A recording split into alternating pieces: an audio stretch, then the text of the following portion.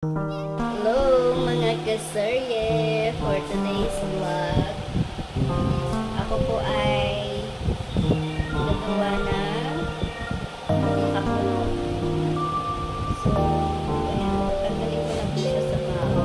Binili po nila ito sa Batangas. Let's go guys!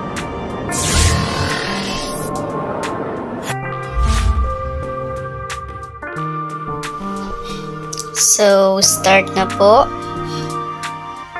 Ako po ay magtatanggal na ng makapuno sa bao. Ayan.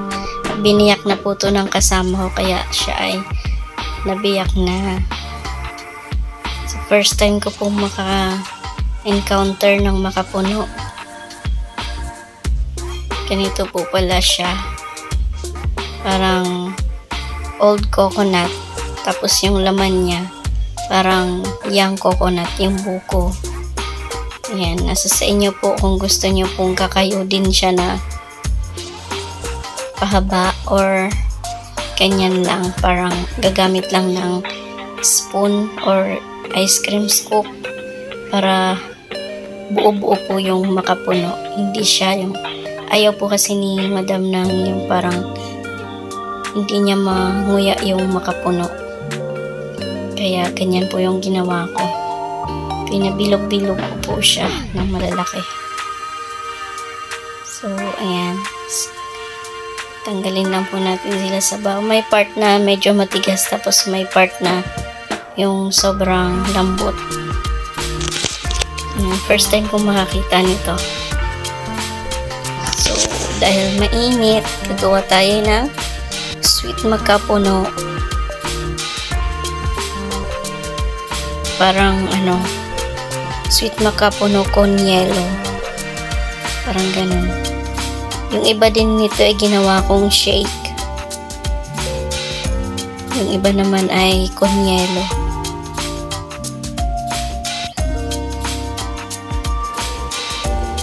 So, ayan. So, habang nakalimutan ko magpakulo ng water, hininto ko muna yung pagtatanggal ko ng makapuno sa bao dahil nagsalang po ako ng tubig para kumulo na siya habang nagtatanggal ako ng makapuno sa bao.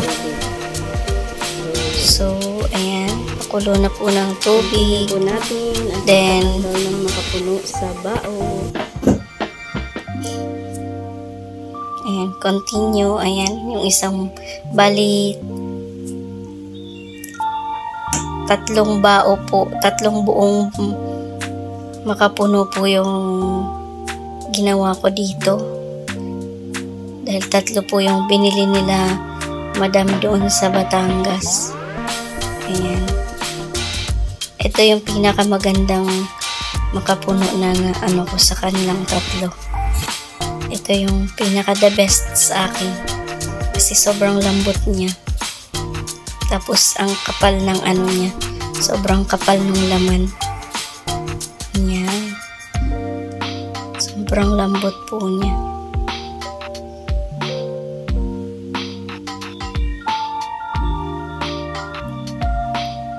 Ayan, pagdating talaga sa pagluluto ay dapat talaga ay meron kang mahabang pasensya at pagtsatsaga. Ayan.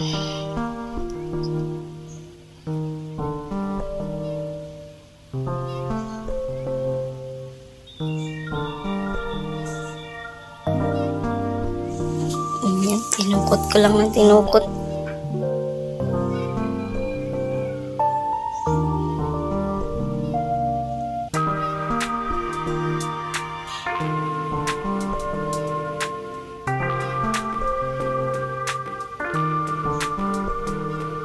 Yan, sarap. Hindi ko na masyadong nasimot kasi madadala yung mga itim-itim. Pinakailalim. Yan.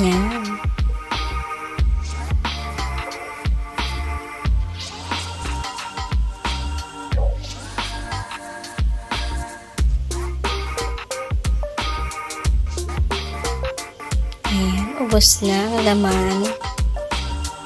Medyo sinimot-simot lang ng kaunti. Dahil sayang din.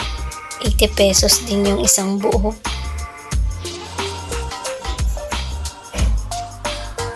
Ayan na po. Natapos ko na po siya.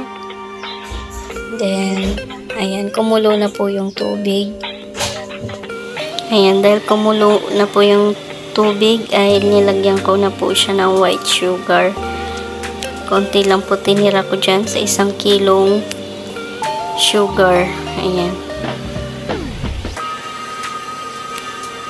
Dahil marami po ang makapuno at may tubig, kaya marami din po yung na-consume na sugar. Siguro mga 3/4 po na sugar ang aking na-consume. Ayan. Ilagay ko na po yung makapuno para maluto na ang ating makapuno. Ayan. Dahan-dahan lang po para hindi matalsikan na mainit na tubig.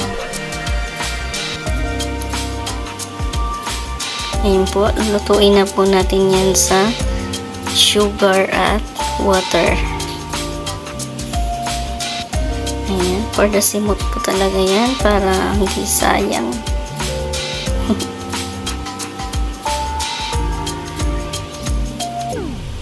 Ayan. Sinimot ko pa po yung natitira.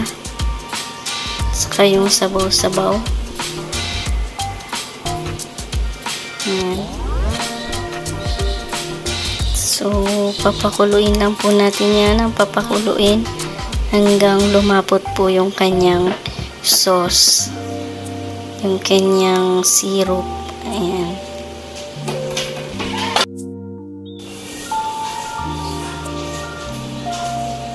Ayan. Halo-haloin lang po para hindi dumikit sa ilalim yung coconut makapuno.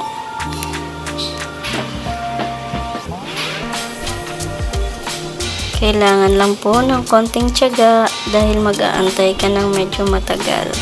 So, ayan na po yung kinalabasan niya mga kaserye. Ito po ay malapit na maluto. Ayan. Dahil iba na yung color niya. Nakalimutan ko po pala. Nilagyan ko po yan ng vanilla. Dapat pong gagamitin namin dyan ay dahon ng pandan. Kaso wala pong dahon ng pandan. So, vanilla flavor na lang po yung aking inilagay. Ayan po. Nilagyan ko na po yan ng vanilla flavor. So, haluin lang po. Ayan, medyo lumapot na po yung kanyang syrup. Ayan.